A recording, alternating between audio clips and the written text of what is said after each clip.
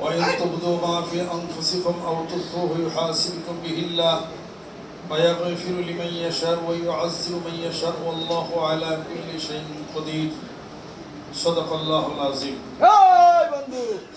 সম্মানিত এলাকাবাসী, সম্মানিত মুসল্লি ইকরাম, সম্মানিত মুহিব্বিন ইকরাম, মহান মাবুদের দরবারে কালিমাতুশ শুকর আদায় করি যে মহান রব্বুল আলামিন আজকের এই পবিত্র মুহূর্তে, নামাজের পূর্ব মুহূর্তে নামাজ আদায়ের জন্য একত্রিত করেছেন, তৌফিক কেনাত করেছেন, শক্তি দিয়েছেন, ইমানের মজবুতি দান করেছেন। ওই মহান মাবুদের দরবারে শুকরিয়া আদায় করি আলহামদুলিল্লাহ। আলহামদুলিল্লাহ। সবাই আমরা জানি গোটা বিশ্ব পৃথিবীর বুকে ধর্মীয় গাম্ভীর্যপূর্ণ একটি আচার অনুষ্ঠান, কৃষ্টি, কালচার, সিভিলাইজেশন, মুসলিম মিল্লাতির, সেটা হলো ঈদুল ফিতর এবং ঈদুল আজহা। এর পিছনে বিশাল বিরাট এক ইতিহাস রয়েছে, পটভূমি রয়েছে। কোরআনুল কারীমের যতগুলি আয়াত শরীফ এবং যতগুলি সূরা আল্লাহ পাক তার রাসূলের উপরে অবতীর্ণ করেছেন, পিছনে কিছু না কিছু কারণ আছে, যেটাকে বলা হয় শানে নজুল, অবতীর্ণ হওয়ার পটভূমি। সুবহানাল্লাহ, সুবহানাল্লাহ। আল্লাহ পাক মুসলমানদের জন্য, মুমিনের জন্য, যারা আল্লাহকে বিশ্বাস করে সমস্ত কাজ, যতগুলো হুকুম আহকাম, করণীয় বর্জনীয় যাহা কিছু আছে, কোনো না কোনো মঙ্গল এবং কারণ এবং ভালোর জন্য আল্লাহ পাক সেই বিধিবিধান প্রতিষ্ঠা করেছেন, তার রাসূলের প্রতি হুকুম করেছেন। সুবহানাল্লাহ। হযরতে ঈসা আলাইহিস সালাম থেকে মুহাম্মদ সাল্লাল্লাহু আলাইহি ওয়াসাল্লাম পর্যন্ত 550 বছরের যে গ্যাপ, যে শূন্যতা, অথবা 580 বছর, এর মধ্যে কোনো নবী আসছেন তার কোনো প্রমাণ নাই। তবে 550 থেকে 580 বছর পরে আকায়ে নামদার তাজুদের মদিনা মুহাম্মদুর রাসূলুল্লাহ সাল্লাল্লাহু আলাইহি সাল্লামকে শান্তির দূত, মানবতার দূত, মানবতার প্রতীক, তিনি তার রাসূলকে পৃথিবীর বুকে মা আমিনার গর্ভে তিনি প্রদান করলেন। মুহাম্মদ সাল্লাল্লাহু আলাইহি সাল্লাম চরম প্রশংসিত জন, আহমদ, আর যার প্রশংসা আল্লাহ পাক নিজেই করেছেন। ওয়া ইন্নাকা লাআলা খুলুকিন আযীম। সুবহানাল্লাহ, সুবহানাল্লাহ। আপনি এক মহান চরিত্রের অধিকারী। জগৎবাসী জেনে রাখো, আমার রাসূল মিথ্যা বলে না, মন দ্বারা কোনো উক্তি করে না।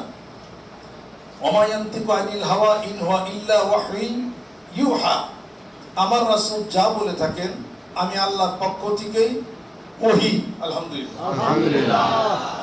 আজকে এই 30টি রোজা রাখার পরে ঈদুল ফিতর শব্দটাই হলো ঈদুল ফিতর। ফিতরা আপনাদেরকে আদায় করতে হবে। 2 মাস আগে ফিতরা আদায় করবেন হবে না। এই রমজানের মোবারকের মাসে এই ফিতরা আদায় করতে হবে এবং তা ঈদের নামাজের পূর্বেই এটা পূরণ আপনাকে অবশ্যই করতে হবে। প্রাচীন যুগে নওরোজ এবং মেহেরজান নামে 2টি অনুষ্ঠান হতো, যা অন্য মানুষেরা করত। যেটা হযরতে ঈসা আলাইহিস সালাম তার থেকে এই ঈদের একটি প্রচলন রয়ে গেছে। সূরা মায়দার শেষের দিকে আল্লাহ পাক ঘোষণা করেন, ওয়াকালা ঈসা ইবনে মারইয়াম আল্লাহুম্মা রাব্বানা আনজিল আলাইনা মায়দাতাম মিনাস সামায়ে তাকুনু লানা ঈদান লিআওয়ালিনা ওয়া আখিরিনা ওয়া রাহমাতাম মিনকা ওয়ারযুকনা আনতা খায়রুর রাযিকিন। যখন সুবহানাল্লাহ, সুবহানাল্লাহ। হযরত ঈসা আলাইহিস সালাম আল্লাহ পাকের কাছে আবেদন করেন যে মায়দা হলো খাদ্য পরিবেশিত টেবিল, যে আসমান থেকে হে আল্লাহ আপনি আমাদের জন্য কিছু খাবার পরিবেশন করুন যা আমাদের জন্য ঈদের উৎসব হবে, সুবহানাল্লাহ, সুবহানাল্লাহ। আনন্দের বিষয় হবে, আলহামদুলিল্লাহ। আলহামদুলিল্লাহ। এবং আওয়ালিনা ওয়া আখিরিনা, এবং আমাদের জন্য এবং পরবর্তী ক্ষেত্রে যারা আসবে তাদের জন্য এই আনন্দের ব্যবস্থা হবে, সুবহানাল্লাহ। সুবহানাল্লাহ।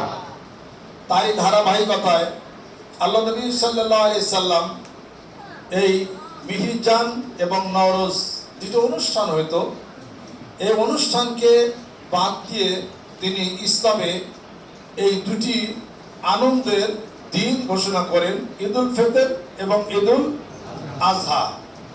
প্রতি বছরই তা ঘুরে আসে, এই জন্য নাম ঈদ। আবার ঈদ শব্দের অর্থ হলো আনন্দ। আনন্দ কিনা, কিসের আনন্দ?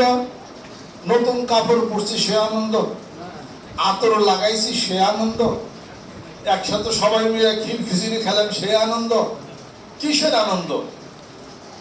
সে আনন্দের কথা আল্লাহ পাক ঘোষণা করে 30টি রোজা রাখার পরে আমার বান্দা নামাজের মাধ্যমে মাথা অবনত করবে, সিজদা দিবে আর একত্রিত হয়ে দাঁড়াবে, আমি আল্লাহ পাক তাদেরকে যাজা দেব। এ আনন্দ, জোরে বল সুবহানাল্লাহ। সুবহানাল্লাহ।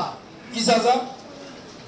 আল্লাহ রাব্বুল আলামিন বলেন, এই রোজা আমার জন্য, as-sawmu li ওয়া আনা আযবি, রোজা আমার জন্য বান্দা রোজা রেখেছে, পানাহার থেকে নিজেকে নিবৃত্ত করেছে, আর হাসরের ময়দানে এই রোজার প্রতিদান আমি আল্লাহ পাক নিজেই বান্দাকে দিয়ে দেব আমার হাতে, অথবা আমি আল্লাহ পাক নিজেই আমার বান্দাদের জন্য প্রতিদান হইয়া যাব।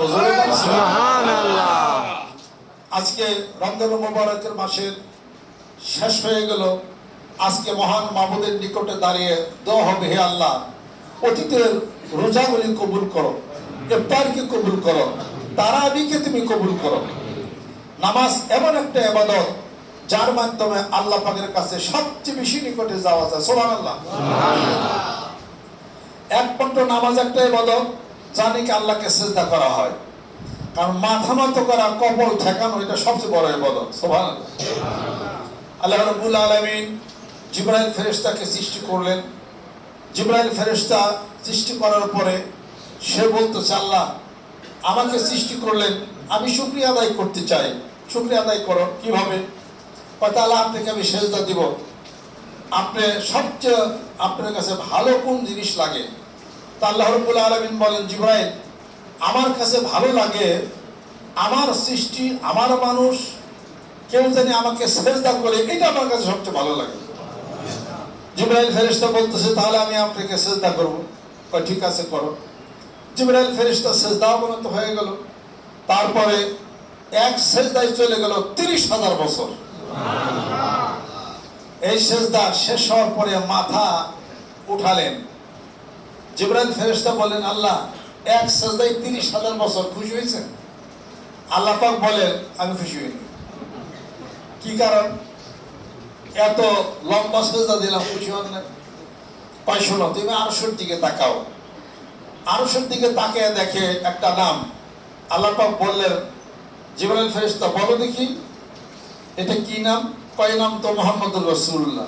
কয় সে হবে আমার রাসূল, আমার প্রিয়পাত্র, আমার বন্ধু। শেষ জামানায় সে আসবে, তার উম্মতেরা যখন কোন নামাজে একটা সেজদা করবে, সে এক সেজদা তোমার এই 30,000 বছরের সেজদার চেয়ে বেশি হয়ে 50,000 বছর সমান হয়ে যাবে। সুবহানাল্লাহ। অতএব তারা যাকে সেজদা করবে তোমার চেয়ে বেশি, সেটা ভালো লাগবে। এটা কি সুসংবাদ না দুঃসংবাদ? সুসংবাদ। সুসংবাদ কিনা? সুসংবাদ। এই নামাজ আল্লাহ পাক সবচেয়ে বেশি ভালোবাসে। 30টি রোজা রাখার পরে আজকে নামাজের গুরুত্ব সমাজের বুকে এবং রোজার গুরুত্ব, আল্লাহর প্রতিদান, কয়েকটা জিনিস একসাথে হয়ে আজকে আমরা ঈদের মাঠে একত্রিত হয়েছে। এই 30টি রোজা রাখার পরে নামাজের যে সামাজিক গুরুত্ব, কাতার সোজা করে দাঁড়াই কিনা?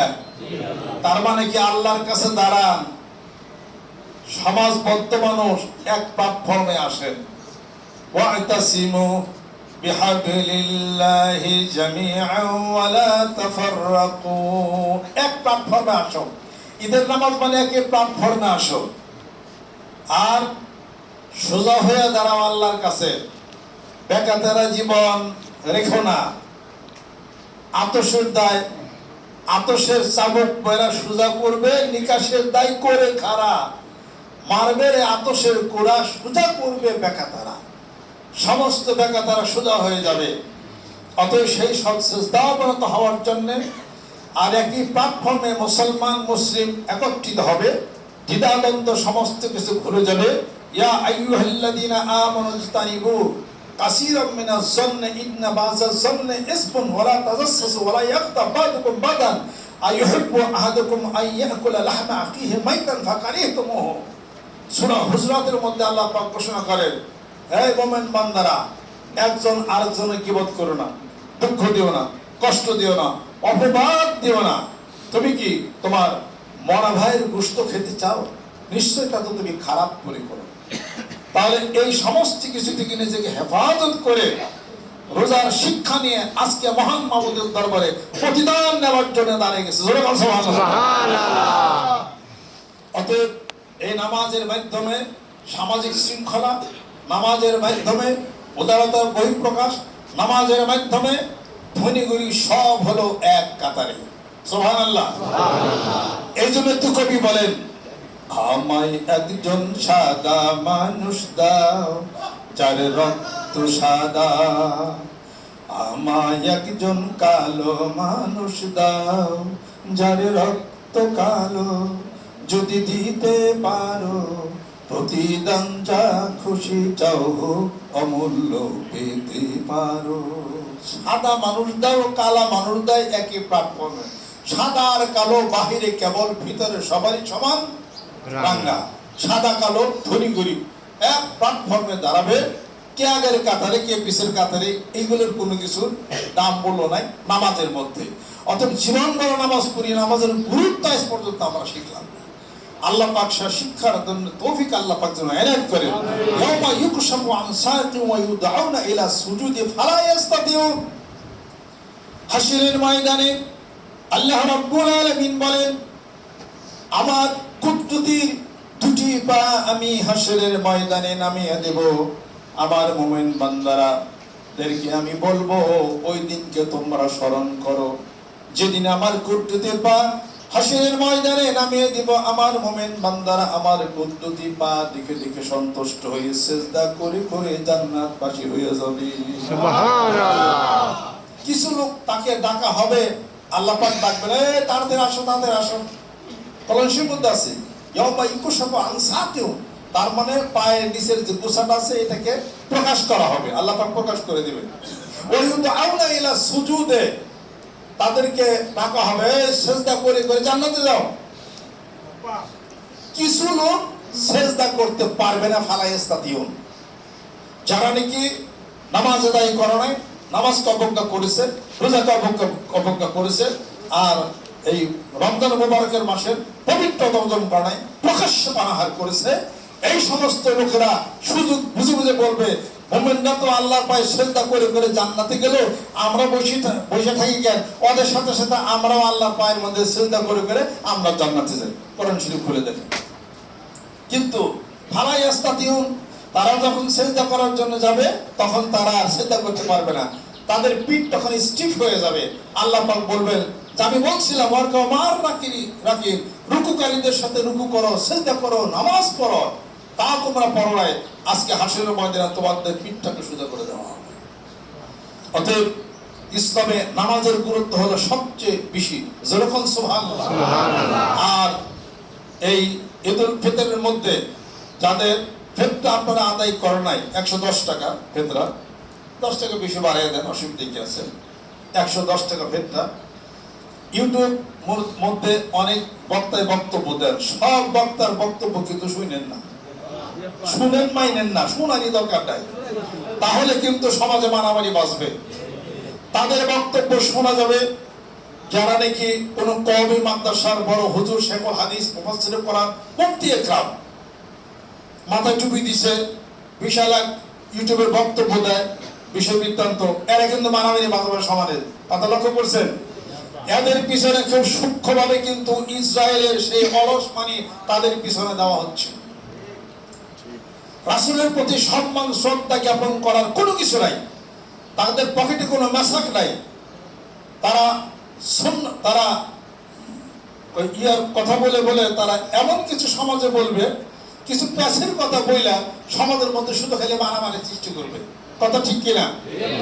ওই দেখেন না, কিছু কিছু এখন আবার দেখা যায় সমাজের মধ্যে ছাগল, ভেড়ি, এরপরে খাসি, গরু, বলদ, এগুলো সব বাদ দিয়া ঘোড়ার মধ্যে লাগছে যায়।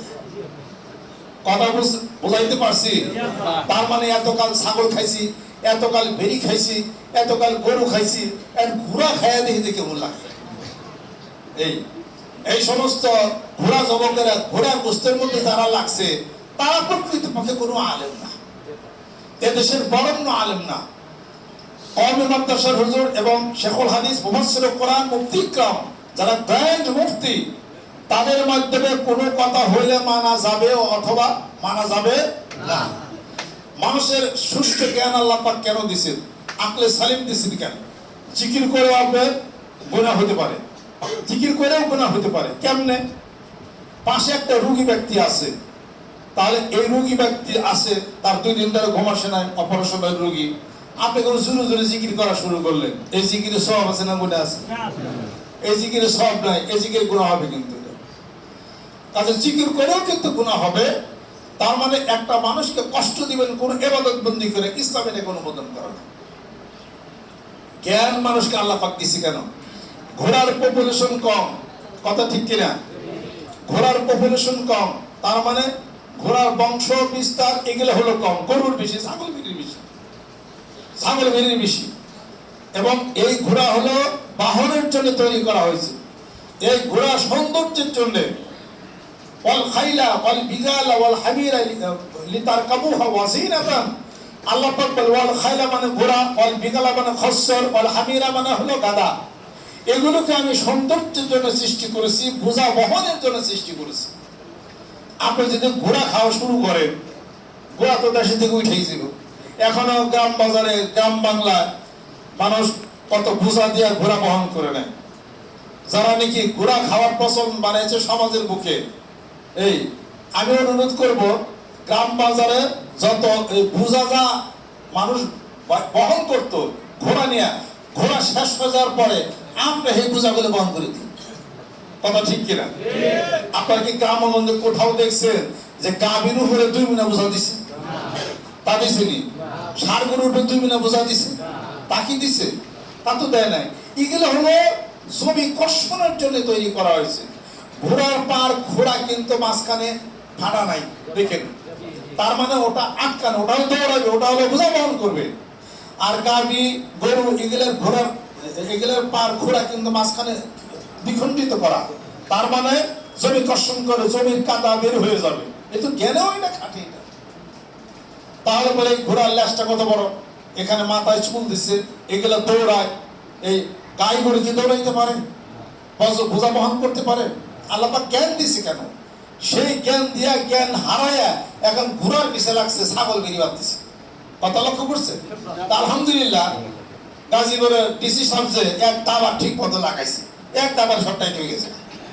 আমরাও বক্তব্য দিচ্ছি যে প্রত্যেকটা জেলার ডিসি সাহেব এটাকে চরমভাবে এটাকে ফিরাইতে হবে। এটা অতএব মানুষের জ্ঞান বুদ্ধি বিবেচনা কেন দিয়েছে মানুষকে, সেগুলোর মধ্যে মানুষ শুরু করে দিয়েছে।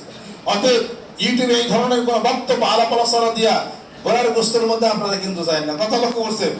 ছাগল ভেড়ি, কোন দেশ আমাদের দেশে গরু বন্ধ করছে, তার মানে গরু না খায় বাঙালি মরবো। গরু না খেয়ে মরছি নাকি? না, না, গরু না খেয়ে মরছি না। মরা বাঁচা কার হাতে? আল্লাহর হাতে, আল্লাহ পাকের হাতে। কোন দেশ গরু বন্ধ করছে, গরু আসতে দিবে না। আর ওই সাদা গরুর গোস্ত হচ্ছে আমাদের দেশের লাল সাদা গোস্ত, কত শক্তি, কিলে লাগিয়ে দেখ,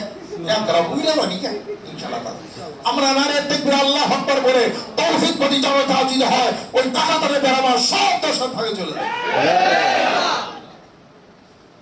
এখন গরু না খায়া বাঙালি মরছে না। গরুতে আমরা সমৃদ্ধ, আমরা স্বাবলম্বী হয়ে গেছে, সুবহানাল্লাহ। মাছে স্বাবলম্বী, গরুতে স্বাবলম্বী, পেঁয়াজে স্বাবলম্বী। বাঙালি জাতি ছোট ছোট পেঁয়াজ খায়, তাহার উপরে পেঁয়াজ খায়, ছোট ছোট পেঁয়াজ, কি পাওয়া, সুবহানাল্লাহ। আর অন্য দেশে বড় বড় পেঁয়াজ, কোনো ভিটামিন নেই। অন্য দেশে সাদা বলতো, সাদা গরু খাইবো কেনা, আমাদের দেশে গরু আন খায় কেনা, রান্না লক্ষ্মী, সুবহানাল্লাহ। আর পাগল নৌকা ডোবাইছা, আমার তাকে মনে আছে আল্লাহ, তুমি তো মনে করে দিলা, এই অবস্থা আর কি। এখন আমরা স্বাবলম্বী হয়ে গেছি, কাছে স্বাবলম্বী, মাছে স্বাবলম্বী, পানিতে স্বাবলম্বী, তারপর সব কিছুতে, পেঁয়াজে স্বাবলম্বী, তারপর আস্তে আস্তে বাজার নিয়ন্ত্রণ হবে, জোরে জোরে কোন সুবহানাল্লাহ। আর যদি ঠিক মতো যদি টাকা পাচার যদি বন্ধ হয়ে যায়, বাংলার জমির বুকে এই 56,000 বর্গ মাইলের মধ্যে যত টাকা আছে, কোনোই কালো টাকা না, আমার বক্তব্য শুনেন, সব হোয়াইট মানি। তার মানে আমবের টাকা কেউ না কেউ খাবি, হয়তো মিল, কারখানা, ইন্ডাস্ট্রি, অথবা ব্যাংকে রাখবেন, ব্যাংকে বাংলাদেশ ব্যাংক আপনার কাছ থেকে মুনাফা দিবে, তো সব